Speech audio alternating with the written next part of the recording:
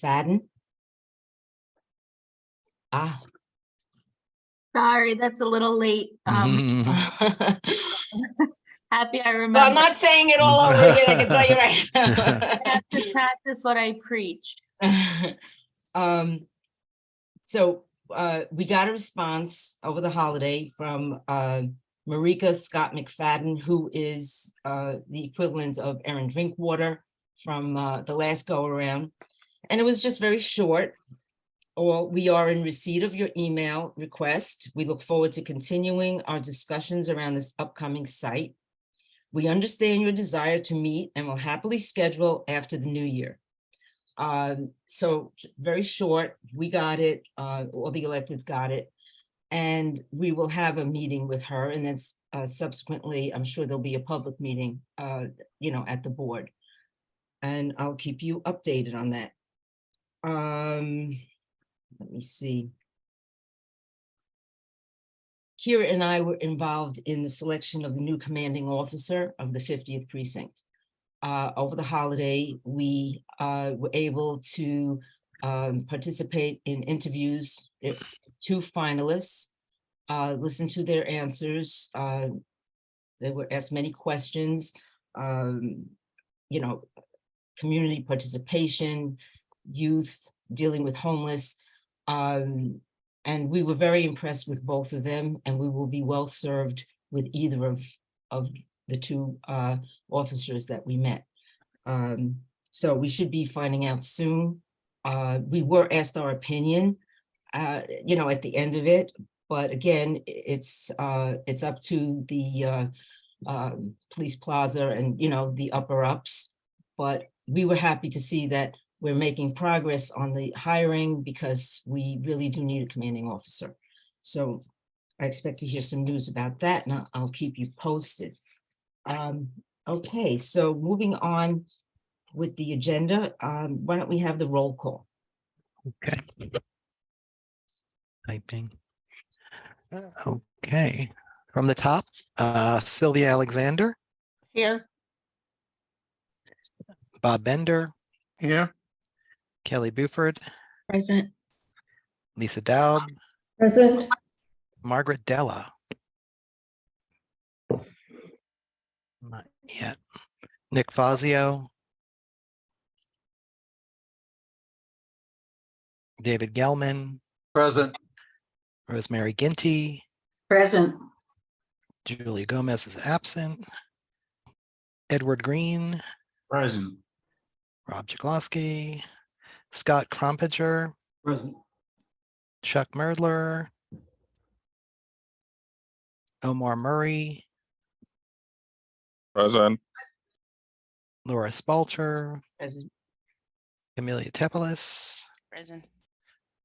Deb Travis is absent. Stephen Vasquez,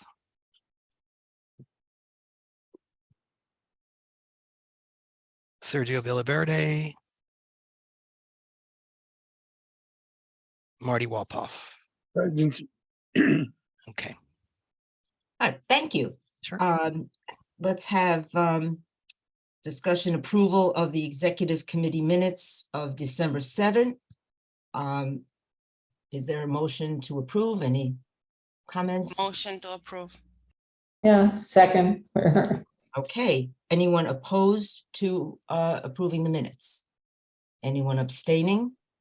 There's a handout from David. Okay, 1 abstention.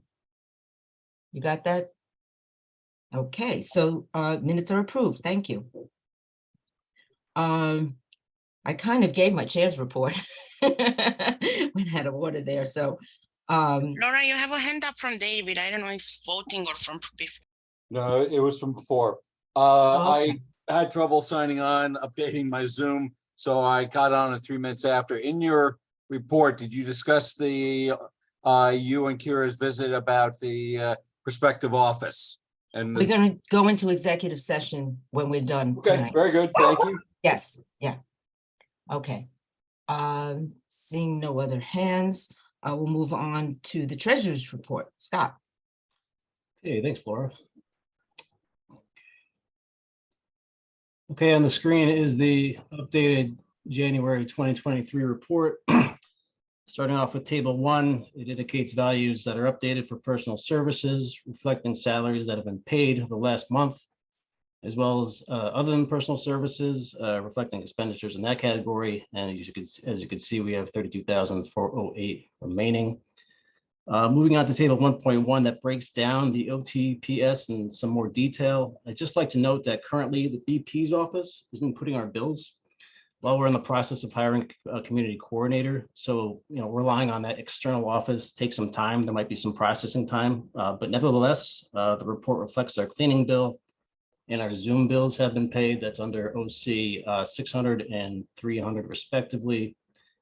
Also reflected in the report is the advertising fee for posting the community coordinator position in the Riverdale Press. That'd be under the 400 OC. We also advertised in city and state, but we're still awaiting the invoice from that. Table 1.2 reflects no budget modifications for this month, but we do anticipate a mid-year modification for next month. So I'm going to work with Kira about a proposed modification, and we plan on it being in line with previous years. Funding in the general code, the OC 100 is getting a little low. We like to have money in that line for general purchases. Just a little preview, we do plan on getting a new security door and a bell system that will require some more funding to be put into the office equipment line. And this will all be put together in a resolution that the board will vote on next month. Moving on to table 1.3, reflects 2,943 in encumbered funds. These items that may have been purchased and inputted in the system but are still awaiting payment. Keep in mind that in the FMS and OMB reports, there seems to be some carryover from prior months. The 442 and 777, I believe it appeared in prior months as well. Kira is currently working on straightening those issues out with FISA. And the final table reflects rent and energy budget. As you know, it's maintained separately and directly by OMB, but we like to keep the progress detailed here for reference. And I'd just like to address a couple of questions that came up the last board meeting concerning the end of fiscal year 2022 spending report. There are two questions. The first question was the end of year report. So this was a report that was distributed in the September 2022 board meeting, if I remember correctly. And it gave it a breakdown of all what was spent and what was the budget for last year. The first question about that report was, it reflected $0 spent under object code 302. That object code was telecommunications equipment. And the question was, is that verified? Is there an explanation for that? I spoke with Kira, confirmed that it was true. And basically the city's definition of telecommunications equipment is very narrow and kind of outdated. Includes things like telephones, answering machines, pagers, and fax machines. So last year we purchased technological equipment. However, it was charged under object code 315 under general office equipment, not under 302. And just by the way, the current fiscal year object code 302 budget is down to 250. Last year it was 1,500. So that's probably reflects with the lesser need to dip into that category. And finally, the second question that was raised at the prior board meeting was the end of year spending report. It showed, in the June 2022 board meeting, there was an indication that it was anticipated that we would have about $6,000 remaining in OTPS after all expenditures were made. But the final report that was distributed in September indicated around 15,000 remaining. So is there an explanation as to why there is more remaining than we anticipated? Again, I spoke with our DM about this issue. And the answer is basically several factors caused the board to spend less than anticipated. We were planning on ordering outreach material and promotional items such as notepads, reusable bags, folders for CB8 information. But we were informed by the printer that the order wouldn't be fulfilled in time. It wouldn't be fulfilled by July 1st. So that order was never placed. So that was a large order, thousands of dollars that was never placed. In addition, there were some WB Mason items that were purchased that didn't come in time for June 30th. So we couldn't charge for those certificate frames and office supplies. And finally, Kira, she anticipated purchasing some computer software for the conference room PC like Microsoft Office and Adobe, but the city IT department said it wasn't necessary, and they actually came and set it up at no charge. So that was another expense that didn't happen. So those are the answers to the two board questions, and that's my report for this month. Thank you. Thank you, Scott. That's actually good news. Uh, free is good. All right, thank you, Scott. Moving on to the district manager's report, Kira. Hi, everyone. Good evening. Let me just stop sharing my screen. Happy New Year. But besides being sick, Pablo being sick, the past 2 weeks in the office have been fairly quiet. And we kind of had some downtime to update our new website, our YouTube page, and some of our contact lists that have been posing some issues for us, people who wanted to be added, people who wanted to be removed, and we just kind of kept putting it aside. So the past 2 weeks, we've been able to update that stuff, update some of our contact lists, like community center, so on and so forth. So I was happy to kind of use that quality time to do that. Now we'll be starting our trainings, our required trainings, such as sexual harassment training. So just as board members are required to do it, we're also required to do it. Yesterday, Pablo and I had a meeting with the Office of Cannabis Management, which is a new state agency managing legal marijuana dispensaries. We do get complaints about illegal smoke shops, and we did reach out. We did bring those up at the meeting. There are active investigations going on, so I don't have too much detail on those, unfortunately, but I was told they're being looked into. The Office of Cannabis Management will be coming to a committee meeting. We're just trying to schedule which one, makes most sense. And there will be a site located in our district. There will be an application process. It will be very similar to the SLA process, where we will get 30 days notice. The committee can bring in an applicant and discuss the application. It's very, very early on in the process. We don't really have much more information than that. But it is something we anticipate working on throughout the year. We received about 70 applications for the community coordinator position, which is great. We started interviewing yesterday. The candidates have all been better than the next, or better than the last. So I'm really happy about that. So yesterday and today I've been busy with that. We'll continue tomorrow. And just some housekeeping items. I just want to do a friendly reminder now that it's the new year. Please send your agendas into the office in ample time for us to distribute, to get them on the website, to invite your guest speakers. If you're canceling a meeting, the earlier we know about it, the better, because we have to go cancel, we have to let people know, we have to update the website, Facebook, and these things just take time, and the longer we wait, the more work it is. And when you do recordings of your meeting, like I said, I should practice what I preach. Make sure you're recording to the cloud and not on the local computer. The cloud, it's just much easier for us to access. When it's saved on a local computer, we have to go track it down.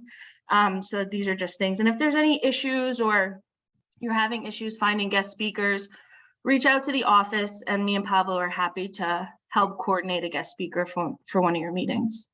Thank you. Thank you, Kira. Thank you. I see. David, one I see you hand, have your hand David. up. Yeah, Kira, you mentioned the YouTube channel. Is that where either now or in the future we will have all the recordings of our meetings, and also what else might one find there? Since this is, I think, a fairly new feature for us. Yeah, sorry, it is a fairly new feature. I think I reported on it last month at exec. It came up in the Open NYC Data Week. Some community boards were exploring posting their videos on YouTube where they can be closed caption. They're just easier to access, probably even translatable. So it's something that I figured was easy and free. So Pablo started uploading all of our Zoom meetings that we have. We don't have all of them because there's been some issues with recordings. But 99% of our recordings are up there. I will actually send you guys the link tomorrow because you should have it. It is on our homepage of our website, but mostly it will be all our public meetings that have been on Zoom. Oh, okay. So primarily the meetings. Okay, very good. Thank you. Yeah, it's actually really big on the homepage, so you could just, open the homepage and it's right there. There's a link. Yeah. Yeah, and we've been getting, you can see how many people have viewed the meetings, we're getting a lot of views. And it's something that other community boards have started to do as well. Yeah, I knew it was in progress. I didn't know that we were already up on it. Excellent. Thank you. And Hey, I Rob. just want to note, there's obviously a delay on uploading them. Sometimes the morning after a meeting, we're really busy. It's not the first thing on our priority list, but within 2 days, it should be uploaded. Okay. Thank you, Kira. We can move on to committee resolutions. Okay.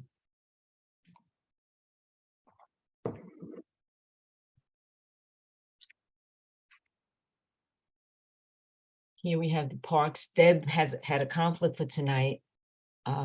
Rob is going to, Yes, Yes, I'm looking yes. for my print version of it.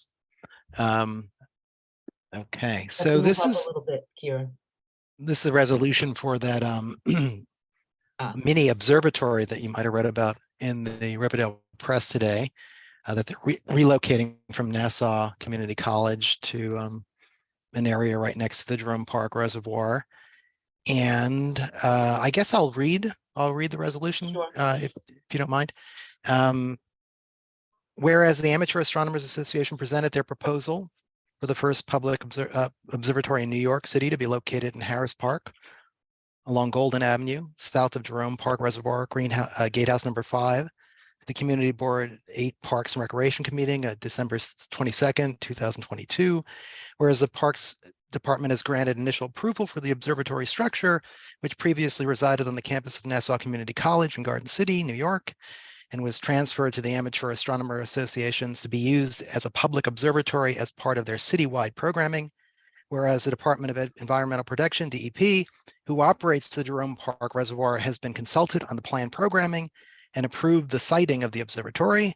Whereas the observatory will have a zero carbon footprint, and the Amateur Astronomers Association has agreed to modify their planned observatory walkway to construct it of permeable materials, which they will maintain.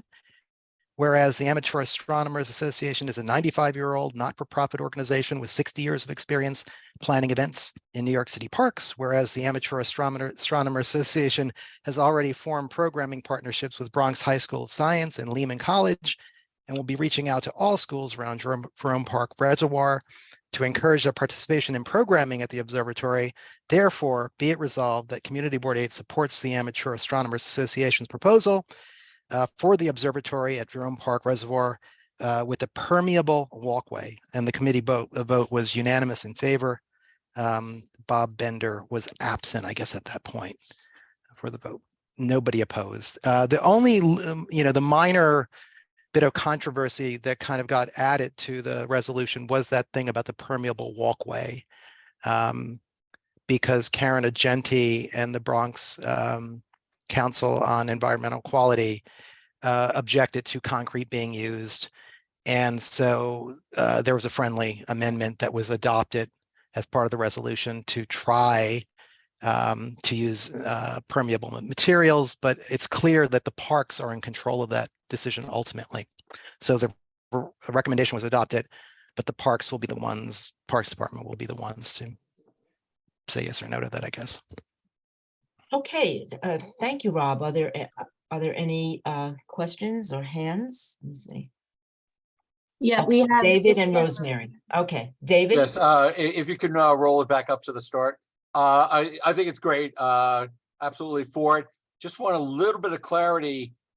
I thought that this was to be at the reservoir, on the reservoir side of Golden Avenue, which is not Harris Park. It's actually referred to as Yeah, there Jerome- was Yeah, I confusion think about that's that. referred to as Jerome Park. Yes, there was about 8 minutes of discussion about that, about what that was called. Looking at Google Maps, it calls it Jerome Park, and I'm pretty sure it's all DEP property, and that Harris Park is the ball fields across the street.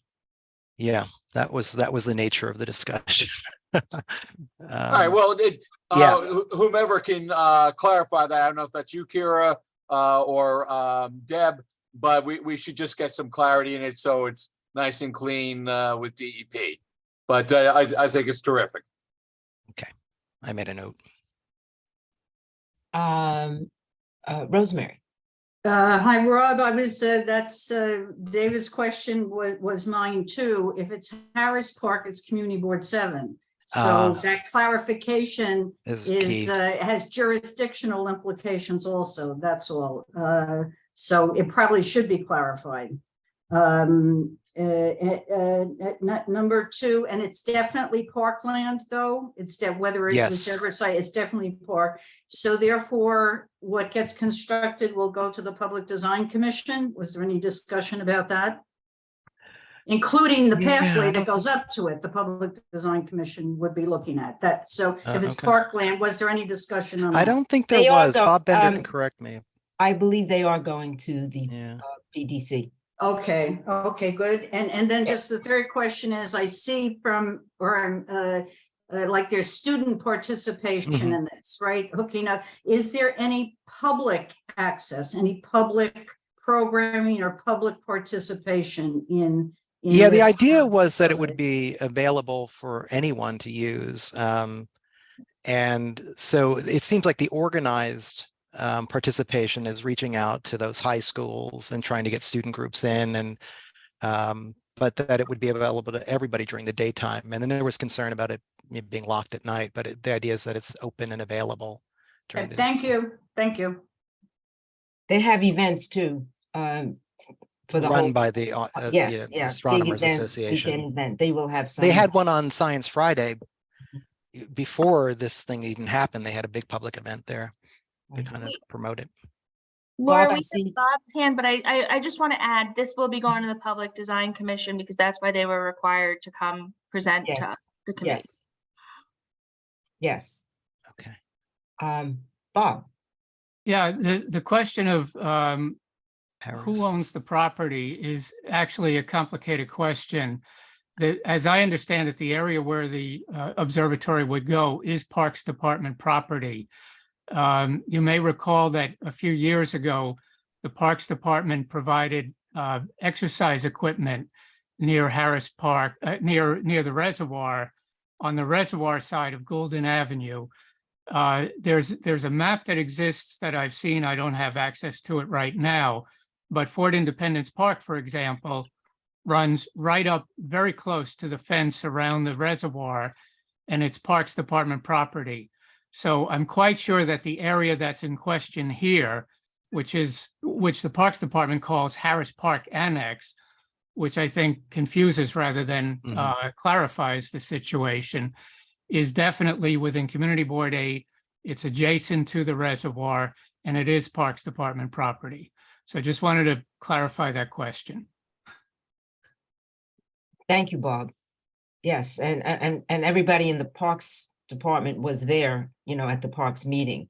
So, very good. Any other questions? Okay, move on to the next resolution. Okay.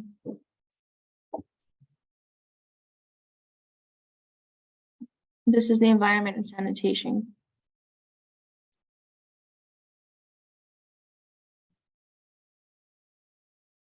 Okay, Camelia, you're on. Yes, so this is a resolution that became a resolution because all of a sudden we thought we have more time to submit an input to the New York, a federally funded project, multi-billion dollars to protect the coastal area of Lower Manhattan, New Jersey, Staten Island, the Rockaways. A little bit far from us, but not far enough not to submit something. This is a project called New York, New Jersey Harbor and Tributaries Feasibility Study, Tier 1.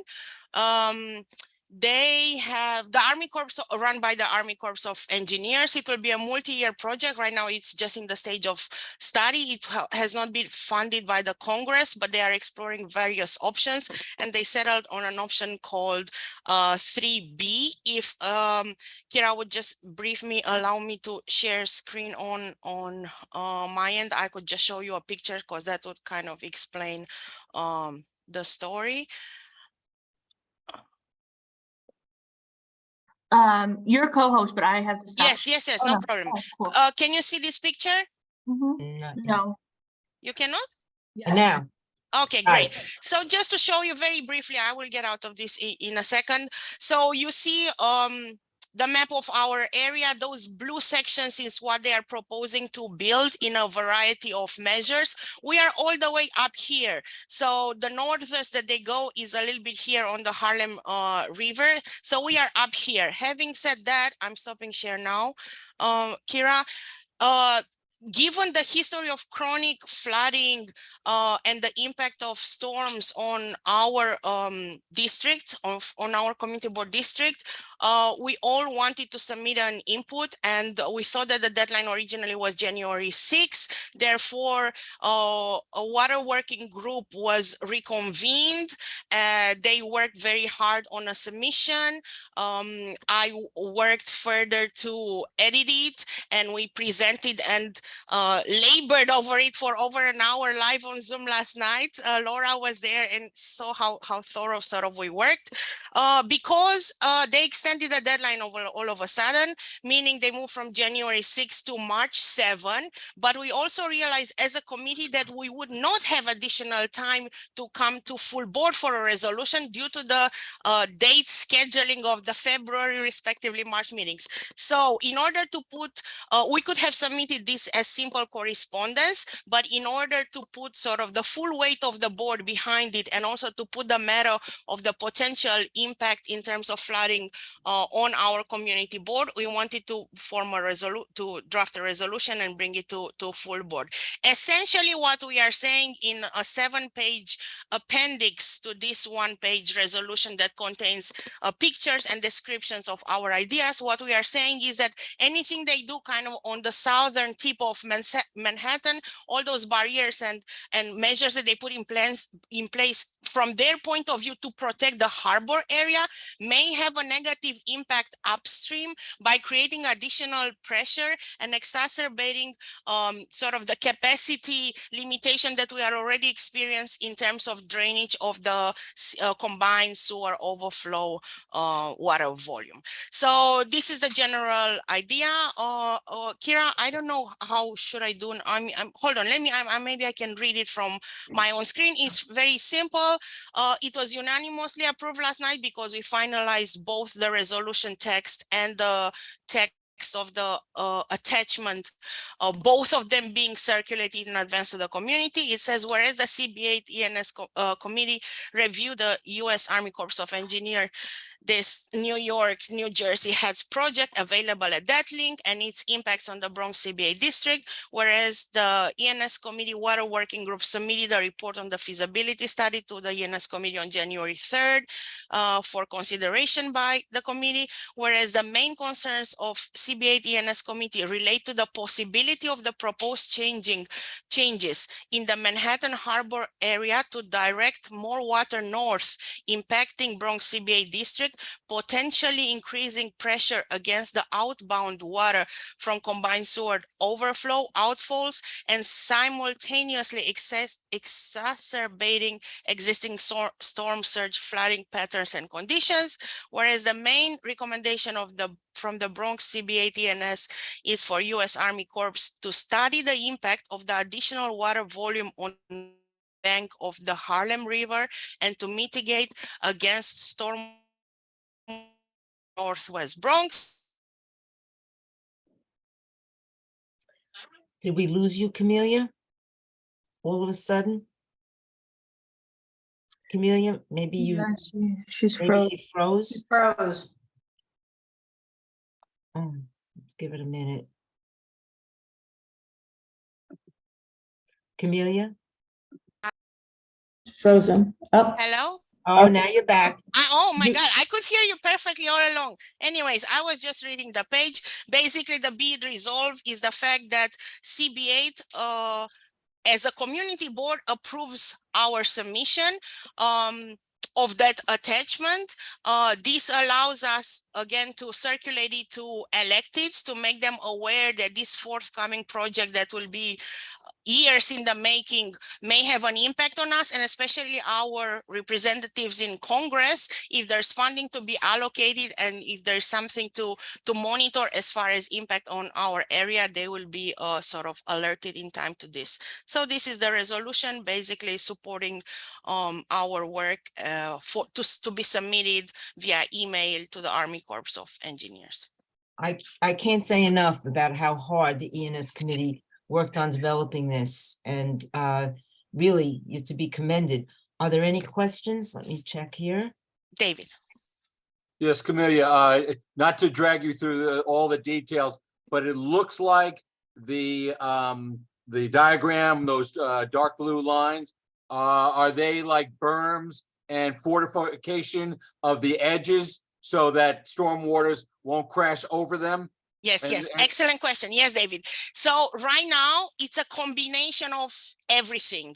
It's a combination of hard and soft measures of construction in the body of water, as well as along the shoreline and green infrastructure. But they are still at a very early stage. Right now, they had 5 different alternatives, 1, 2, 3, 4, 5, and they chose 3. And within 3, they had like ABC, and they chose 3B. So they think that they are on this path. They had a series of public sessions. I listened to the recording of the last one, 2 hours and 9 minutes of highly technical stuff. They are still exploring. They think they are settled on this. So that's why, even though it's so early in the process and there will be a tier 2, remember, we wanted to put ourselves on the map in that sense, meaning even though we are far a little bit north, we are concerned due to our vulnerability to flooding.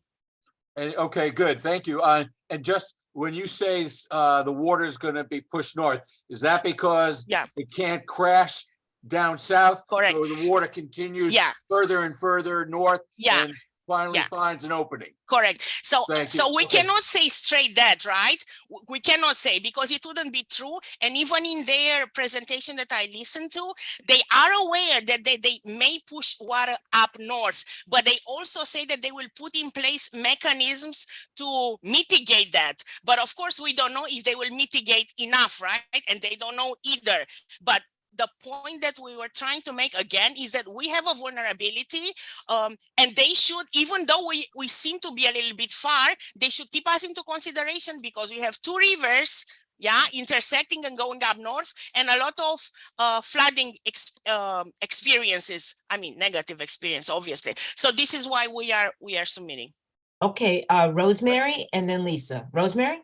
Okay, Camelia, I think probably you answered my question talking to David, but let me just do it one more. The 2 whereas clauses seem to be the heart and soul of what the resolution is. Yeah. And one saying that you're asking them to study the impact on community board aid of doing this, right? And then the next whereas is to study the impact of additional water volumes. So those 2 are, you're asking them, you need to study it we're concerned, you need to study it further. My question was, in the study, which I have not read, 4,000 pages. Yeah. Okay, 4,000, good. Yes.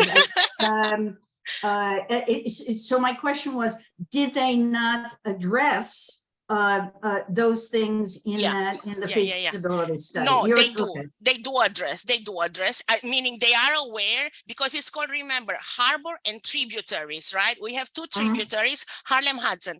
So they do address, but again, the primary focus for them is protection of the harbor area. Tributaries, it's still there as a concern, but it's second in line as far as priority. So we felt that from what they proposed and what they presented at at this stage, that's the point we wanted to accentuate, right? There are communities upstream of these rivers, and please make sure, along with protection of the harbor, that you put sufficient Thank you. attention to this. Yeah. Thank you, thank you. But this What is, again, this will be a multi-year project. This is just year one. We will keep obviously monitoring, and there is a lot of expertise on the committee. I would feel ashamed not to say a gigantic thanks and gratitude to Karen Argenti, who, as you can imagine, led all this. But it was truly collaborative yesterday. Water group plus members of all committee, literally going through line by line to make sure we are all on board with this. Okay, so Lisa. the study does address, It but does. not It not does. enough. What you were That saying. this is that our it has view, to be correct. Studied for good. Correct, I understood that. And Yeah. my second question is, who's on the water working group? Yes, the water working group was Karen as lead, Deb, and Bob Fatnuzzi, with participation from Bob Spalter. So they were the ones that put like draft one, but then I did the big editing of it while keeping all full content, but just reformatted. And then we all as a committee went through Okay. everything last night. No, that's understood. I just, the water working group, who's the members? That's all I Yeah, wanted to know. yeah. Thank you. Thank you, Camelia. Lisa, your hand's up. Right, just on the last, that therefore be it resolved, it refers to an attachment. Yes, there is a 7-page attachment to this fund.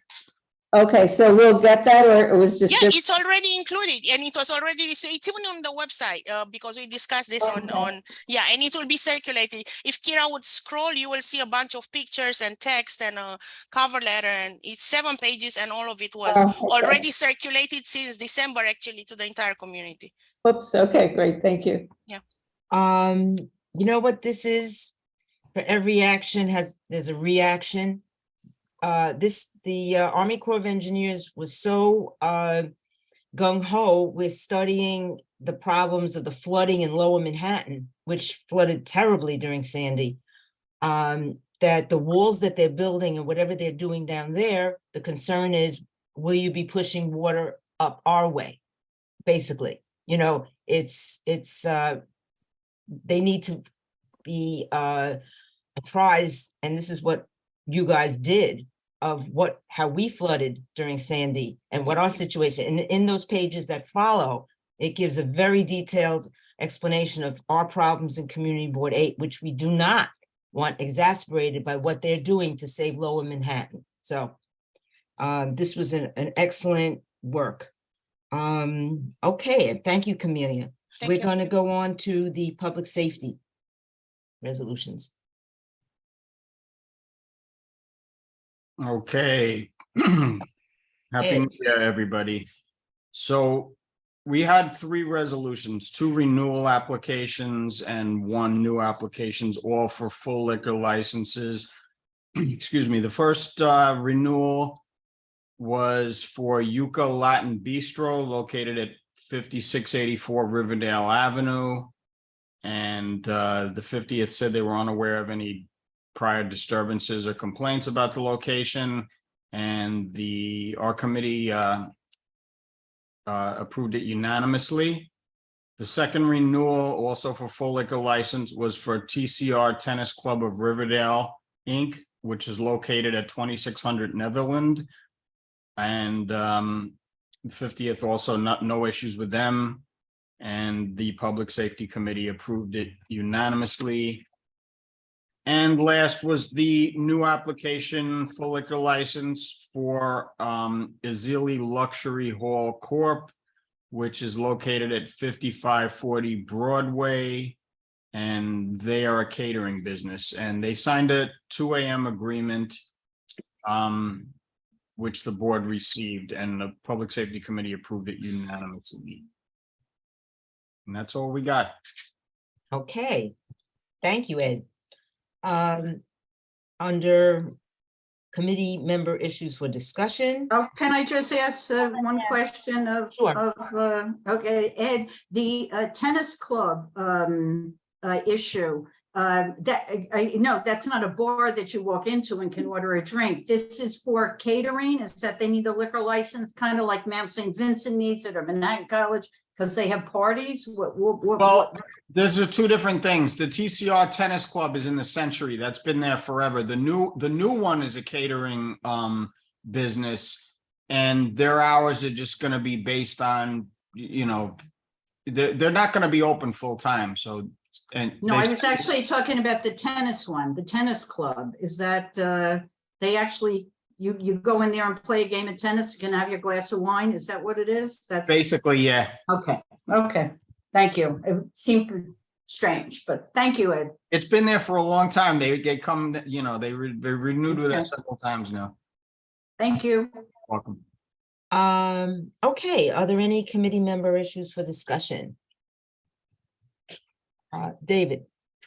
I see it. Yes, I just want to say I won't be at Tuesday's board meeting, so I just wanted to, I've got an annual meeting in Midtown at 6 and probably won't get back. I will try to call in at 7 and hopefully you'll let me slip in the agenda and just give a 30-second report. But now we're starting our new budget cycle. So for all exec members and your committees, please, this month in January, remind your committee members that they should be thinking about budget items for fiscal year 24. No, 25, excuse me. And that they should be coming back in February with specific items, your committee meetings in February with specific items to be discussed and put to paper, so to speak, that in March you will review those items and preliminarily prioritize them for capital budget requests and expense budget requests. And then in April, you will finalize those lists to be ready in time for, given our new cannabis situation, the propitious date of 4/20. April 20th, you should have your budget requests ready into the office by 4/20. So again, talk about it this month, get committed to paper next month, prioritize in March, and finalize the priorities in April. So I just wanted to say that now if I don't get to say that Tuesday. Thank you for the digression. Okay, thank you, David. Marty? Yeah, I apologize first because my camera went off and I don't know how to turn it back on. I have to reboot and start over again. My second apology is I advise everyone here, if you don't sleep like I don't sleep, and you wake up at 3 a.m, you read your emails, don't respond immediately, take time to digest. I saw something which I was distressed by, but I was preemptive or whatever. There was an email that went out concerning a committee meeting, and the heading on the announcement was that it was to be a hybrid meeting. And we cannot have hybrid meetings for lots of reasons. Most importantly, this whole issue that was raised about whether or not we're in compliance or not. We are in compliance, but we are not in compliance yet to have hybrid meetings until we put out procedures, which I'm hoping with all my toes crossed that on Monday when LRE meets, we'll finally come to some conclusion and be able to present on Tuesday a recommendation for those procedures. So just note again, we do not have hybrid meetings yet. And I apologize for whatever I created by waking up at 3 a.m. Welcome to my world. Okay, Lisa, your hand is up. Now, could I just mention that I think the term hybrid is, I mean, there's the formal, lawful bureaucratic hybrid, but people have hybrid meetings all the time. And I think it's just the usage of the term hybrid. I mean, I use it all the time. It's, some people are in person and some people are online. And I think we're just mixing up the protocol from the city with just what's a hybrid meeting. Anyway, that's my only comment. You can have a hybrid meeting without the rules and procedures set out. Word hybrid under the OML has specific meaning. And we have to be careful of words we use loosely, even though they're used in 1,000 other places. So Okay. Marty, I know that we sent specific questions to Tom and he was giving into the legal. We'll follow up with Tom on some responses to our questions. That's important. May I just add, since you brought this up, Mirtha, who is the general counsel of the Borough President's office, she's left there, unfortunately for us, because we used her almost every day. She's now chief counsel at the office of the medical examiner's office. So Yes, that's a loss. Tom has not gotten. Right, Loss on those, right. right. without anyone in Quite that. possibly. We probably drove her to leave that office. Quite possibly. I guess we should mourn her passing to the medical examiner. Yeah. She was good. She was good. So, I got it, Sergio. You got it, David? Thank you. Yes, I did. okay, so. it wasn't that funny, but I got it too. Wow, this is a tough crowd. All right, any follow-up on outstanding issues? Any hands? Could I make one? I have a question about my request for the, Sure. of the emails. Sergio, go ahead.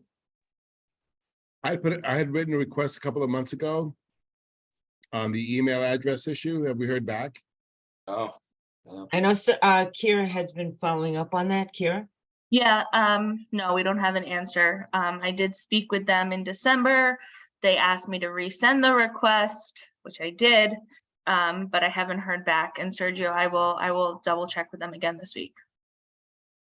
since you mentioned it, I've been trying to find a separate email address because I do want to move all my CBH stuff onto another email address. Other than Gmail, any recommendation for from folks? Like I noticed that Lisa, you've got, I think, a relatively new AOL address. How did you go about that? I just added it. I had it for several years since I've been on the board, so. Okay. I had my personal because I didn't, I've had it for decades and. Yeah, AOL seems to ask for, insist on cell phone address for confirmation, but I am sure, well, it actually says it in the thing that basically you're going to get a bunch of text messages on your cell phone having nothing to do with what you want. But if anybody has any particular suggestions other than Gmail for email addresses, let me know, please. Will do. And I just wanted to mention, Scott, thank you for the treasurer's report. It was well done. And thank you for the updates. Very helpful. Yeah. Bravo. All right, seeing no further hands and no further follow-ups, is there a motion to adjourn? I thought we were going to go into, Oh, my God. okay. Thank you, David. Oh, my God. My God, yes. Let me just get my little, David, thank you. Okay. In Well, Rob, do you want to accordance- set us up? In accordance with section 105 of the Open Meetings Law relating to acquisition or lease of real property, I'd like to make a motion that we go into executive session. Before we do that, I just want to note for the people who are not on the Thank you. committee. Yes, I was just going to do that. Go ahead. We'll remove you, but I do suspect that the meeting will end right after this, so I don't want you to hanging around in the waiting room if you don't feel it's necessary. Okay, so is anyone opposed to going into executive session? Anyone abstaining? Okay, so Kira I'm will, just removing the Take your time, people now.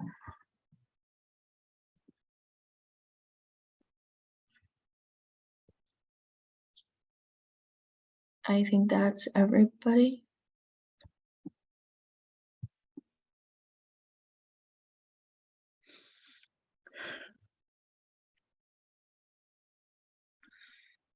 And pause the recording. go out. And just because we have new people, it's all confidential when we go into executive session. Okay, just, whatever. All right, so seeing no further business, now I will ask if there is a motion to adjourn. So moved. Second. Thank you, everybody. Stay well, stay healthy. See you next week. Okay. Happy New Year. Right. Happy New Year. Bye. Bye-bye.